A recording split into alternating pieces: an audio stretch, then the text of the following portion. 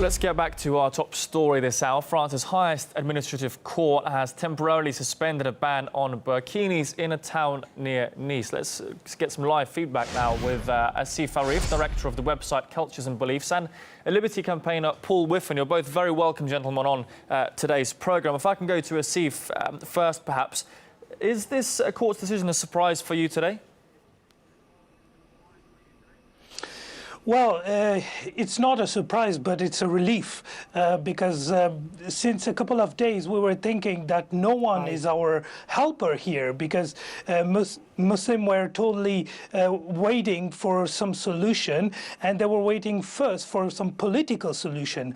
And as you've shown on your channel, Manuel Valls said that these Burkini is against the value of the Republic. Well, this decision come back to this and said no. Actually, the fact that some mayors are banning the Burkinis is against the fundamental values that are ensured in our country, which fundamental values include the freedom of expression, and into this freedom of expression you have the right to wear whatever clothes you want. Of course, there is just this law, the 2010 law, which prohibits any person from wearing an outfit who cover the face, but this is the only exception to the liberty to wear whatever clothes you want in the public space. So that's basically we were not surprised. As a lawyer, we were not surprised, and other lawyers were not surprised too, but we were relieved because seriously, if you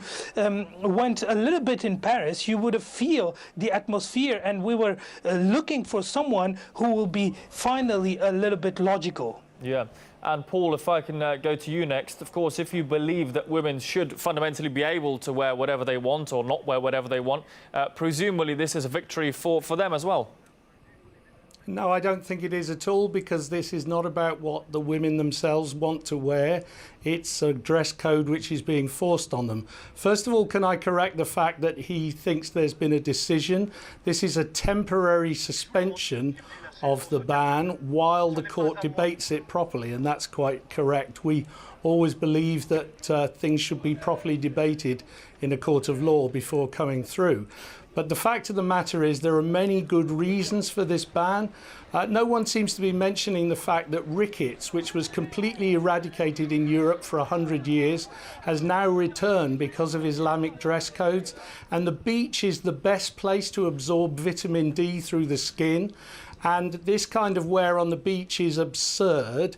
And what it is a flagrant public display of the refusal to integrate, the refusal to respect Western culture, and the me, whinging of the Islamic community every time they're asked to obey the law in countries where they are essentially guests.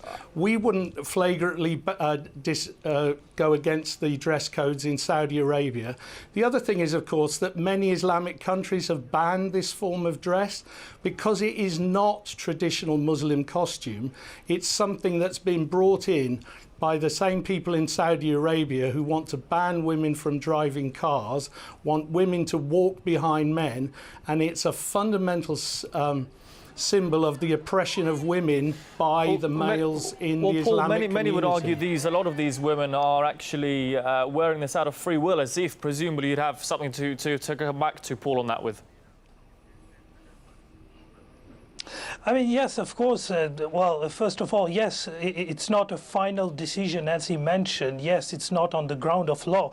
But still, the Conseil d'État says something very interesting. He said that as the ban, when we see the ban on Burkini, it's violating the fundamental principle of our Constitution. It's violating the fundamental principle of the European Convention of Human Rights. So this was the first point. The second point is that people are saying, well, this is Islamic. First, let me find out in the Quran or in the Hadith, which is the Sunnah, the main source of law in a Muslim world, where Burkini is mentioned. Not at all. It's not mentioned at all.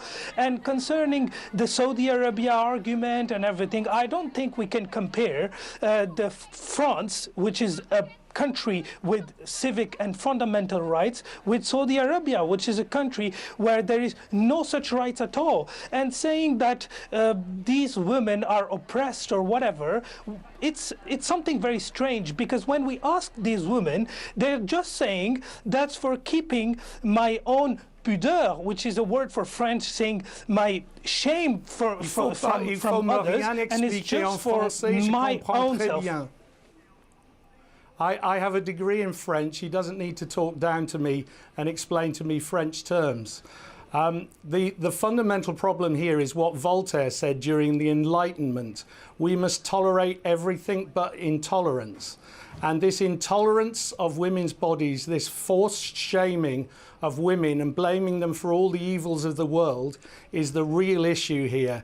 And these women are being forced by fathers, husbands, sons. They are oppressed, and just because they've been trained to say, oh no, this is what we choose to wear, it doesn't mean that we turn a blind eye to this. Because when we turn a blind eye to this, then everything else follows.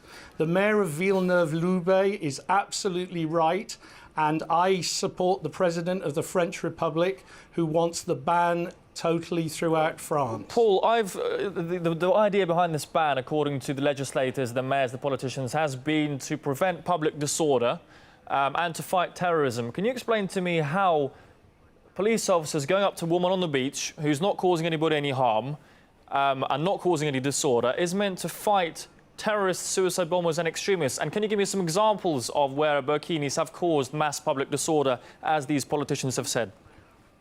Well, I don't support the ban on those grounds. I support the ban on the grounds that it is a provocative statement of non-inclusion in French society. And we see this same refusal to integrate, to respect other cultures. Wherever Islam goes, it tries to make a beachhead. My street in London is now full of women wearing niqabs because they decided to take over a police station and make it a mosque. And now it's like I live in Saudi Arabia, and this is in East London, and it's happening everywhere. And if we don't stop it, we will be annexed by Islam. Asif, I suppose one of Paul's arguments, if I understand it correctly, Paul, is that it's hindering integration of Muslims into the wider Western community. If I understand what you're saying correctly, Paul, is that something you would agree with, Asif, that it's hindering integration of communities? I mean, not at all. If we think that integration of Muslim in France is being only based on what they are wearing in beaches, then, well, there is a lot of places where there is no beaches in France. First of all, I don't know if we are talking about London or in Paris, because in Paris, I think there is a 2010 law prohibiting the niqab. So this is not at all the question and the debate today. And when we ask these women, if they are okay to wear this burkini, they said yes. And if there is some compulsion on them about the fact that they are wearing this burkini, or some husband, that certainly do not start in front of a beach. That start in homes, and for that, thank French government, actually, or French legislator, they voted some laws who are actually concerning with this situation. We have the penal code here in France, the criminal code, and this criminal code ensure all the situation where women are being harassed, violent, or there is some violent situation in their homes. So why I think we are misguiding and confusing everyone about the debate here. The debate here is some women who are being hijacked by their fundamental rights to wear whatever they want in this public space. Exception is being made here on the 2010 law in the public space. And the public space here in France is the expression of French diversity.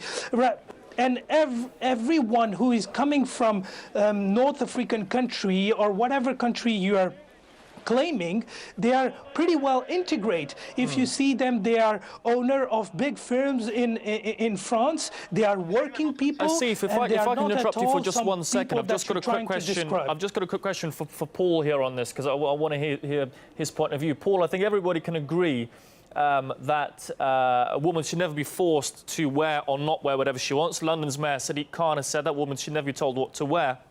This law, though, where will you draw the line, Paul, in common sense, discretion and logic? Will a police officer approach a woman and say, excuse me, are you being forced to wear this? Yes, I am. No, I'm not. OK, you're getting a fine. No, you're not. The woman may be perfectly happy, as Asif says, of her own free will to wear this because of culture, tradition, religion, etc. How are you going to determine if a woman's being oppressed, as you say? Well, I think the big problem here is that people go on the beach to sunbathe, to absorb, amongst other things, vitamin D through their skin. If this fashion takes over, then more and more women will not absorb enough vitamin D and their children will develop rickets. It's medically well documented, but governments are scared to say anything. And we need to look at issues like this, because it's issues like this that are dragging European culture back into the Stone Age. Well, cigarettes cause cancer as well, which is a very serious illness. Are you going to ban Yes, and cigarettes? we've banned those. We've banned them in public places. We've banned them all over the place. We've banned things on health issues. There's a very strong health case for banning these stupid garments, which completely undo all the good that you might have by sitting on a beach. I presume, Paul, I've seen images. Sorry to interrupt you, Paul. Cigarettes. Sorry to interrupt you, Paul. I just want to get your take on this, though. I've seen images on social media, you must have as well, comparing these burkinis to the dress code that nuns have as well. Nuns also choose to cover up of their own free will, I might add. Is banning the outfits of nuns the next step? Because that would presumably stop vitamin D absorption as well. Well, yes, but nuns don't have children. This is how it's passed on to children. But you don't see nuns sitting around on the beach covered from head to toe. This is an open rejection of Western civilization. It's a way of sitting on a beach and saying, I refuse to integrate, I refuse to respect Western values. We are bringing Islam here. And if we don't wake up, this is the thin end of the wedge. I support the President of the French Republic in his call for a countrywide ban. And I would hope that the politicians in my country have the sense to follow suit. All right, Liberty campaigner Paul Whiffen and Asif Arif, director of the website Cultures and Beliefs. Thanks so much for joining us on RT. Great to have you give us your views on this today. Well, we'll be back with more news for you just after this short break. Do stay tuned.